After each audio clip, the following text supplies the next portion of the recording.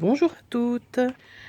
Et ben voilà, je vais profiter de mon après-midi après mon télétravail de faire une petite recette là qui me tente bien depuis quelques jours. Donc j'ai envie de tester mon nouveau moule à muffins. Et je dis n'importe quoi. C'est mon nouveau moule à donuts. Voilà. Hein, donc il est tout neuf, je me suis pas encore servi. Voyez, il a une belle taille, une belle profondeur. Et là, je pense qu'on va pouvoir faire des super recettes avec ça. Donc aujourd'hui, j'ai envie de tester donc des donuts aux pommes et au caramel avec du carambar. Donc pour celle-ci, j'ai préalablement pesé donc mes ingrédients. Donc j'ai 80 g de farine. Normalement, la recette dit 150 g de sucre, mais bon, comme il va y avoir du caramel plus du carambar, j'ai peur que ce soit beaucoup trop sucré. Donc j'ai mis 110 g. Il y a 110 g de beurre pommade. Donc là pour le coup ça va être le bien parce qu'il est au soleil depuis tout à l'heure, donc je pense qu'il va être pas mal. Voilà. Et des pommes que j'ai préalablement donc épluchées, évidé donc le trognon et émincé finement à la mandoline. Voilà. Donc je vais vous expliquer tout ça dans la suite de ma recette. Donc là j'ai mis mon beurre que j'ai remis un petit peu en décongélation au micro-ondes parce qu'il était encore un petit peu ferme, et mon sucre. Et là je vais bien remuer au fouet pour bien faire blanchir la préparation. Donc là je ne sais pas si vous voyez bien, mais ma préparation donc elle est bien blanche, bien mousseuse. Voilà. Donc je vais venir y rajouter mes 2 œufs. Voilà, donc là j'ai rajouté mes 2 œufs. Ma pâte est super bien homogène, hein. Bien onctueuse. Donc maintenant on va y rajouter donc les 80 g de farine et une cuillère à café de levure. Donc vous pouvez bien entendu tamiser votre farine, ce sera toujours plus léger au niveau de votre préparation.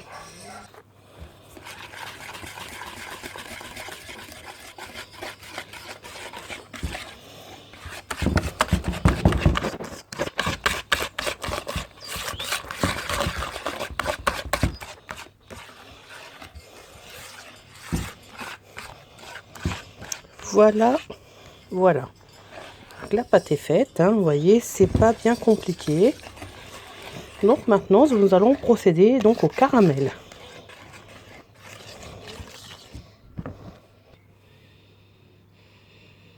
Donc dans ma pâte, j'ai oublié de vous préciser que quand c'est ananas ou pomme, donc avec du caramel, j'aime bien y toucher ma petite touche de rhum.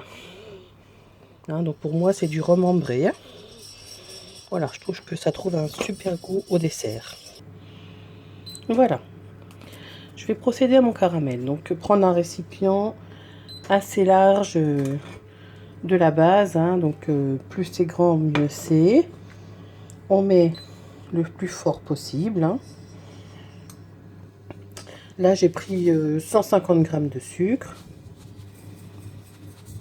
Donc, je vais bien mettre du sucre bien partout au fond de mon récipient. Et je l'étale bien. Et voilà. Bon, après, ça, on ne le fait plus, bien entendu, hein, puisque ça va être fondu. Hein. Donc, je vais le faire à sec. Hein, je trouve que ça va plus vite.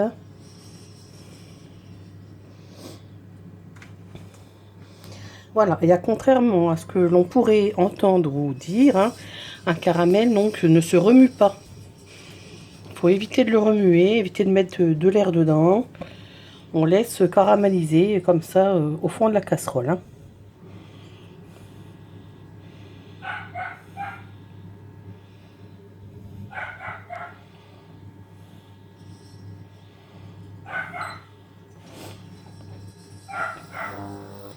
Donc, vous voyez, ça commence déjà à fondre. Hein. Ça va très vite. Hein.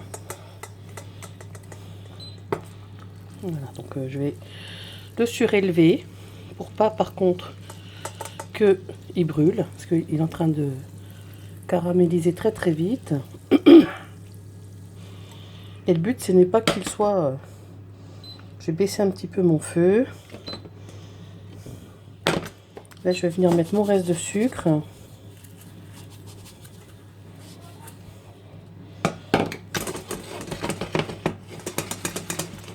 Voilà.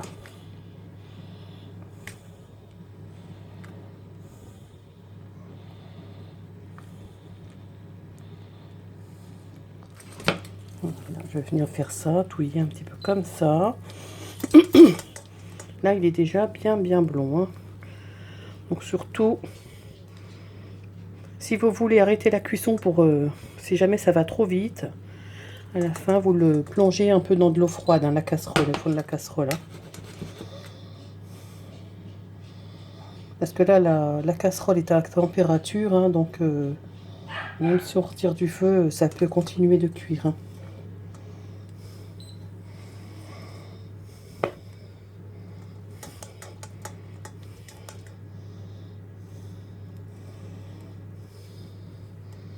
Oui, il a une belle couleur. Hein.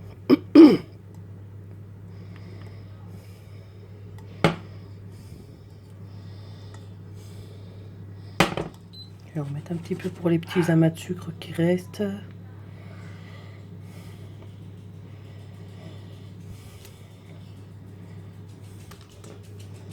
Ça me paraît pas mal du tout.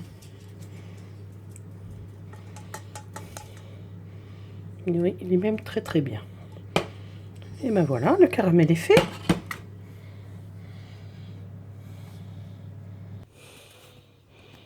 Donc voilà, le caramel est fait, il est tout chaud.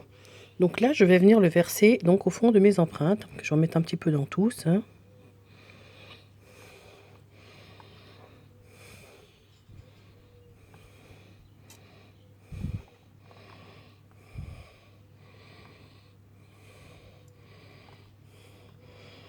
Donc les moules Guy de Marle, hein, pour celles qui ne le savent peut-être pas, on peut faire du caramel sans aucun problème, ça ne craint pas du tout.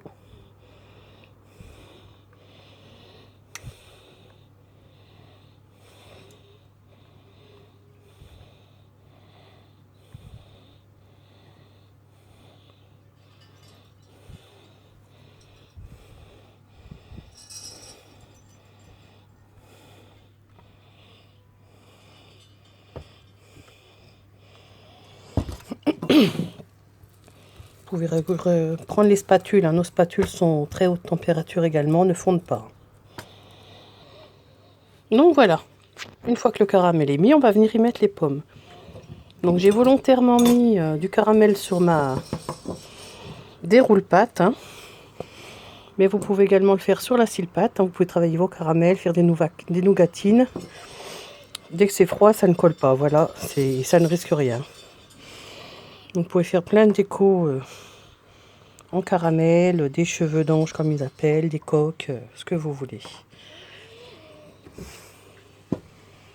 Donc on va prendre nos pommes, on va venir les mettre. Donc là on va mettre un maximum de pommes. Hein.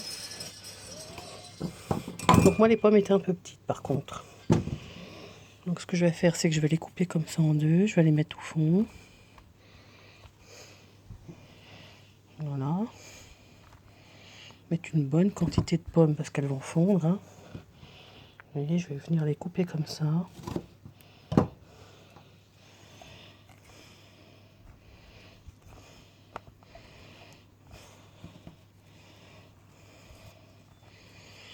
Donc cette recette, hein, bien entendu, vous pouvez, comme d'habitude, la faire dans n'importe quel moule, hein, individuel ou entier.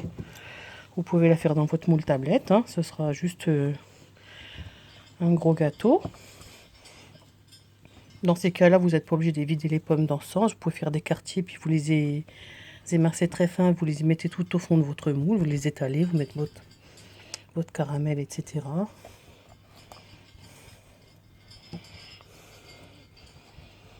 Après, si vous faites ça dans un moule à muffin ou autre, vous remplirez pas l'empreinte avec trop entièrement en hauteur, quoi.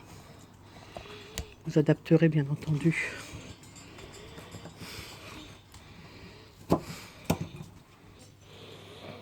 Donc voilà, j'ai rempli mes moules donc avec mes pommes, et là je vais venir y mettre la poche, enfin la pâte à la pâte à douille, hein, pour que ce soit plus joliment réparti.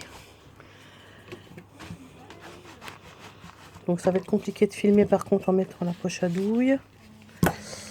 Je vais essayer, mais ça va pas être... Ah si, voilà.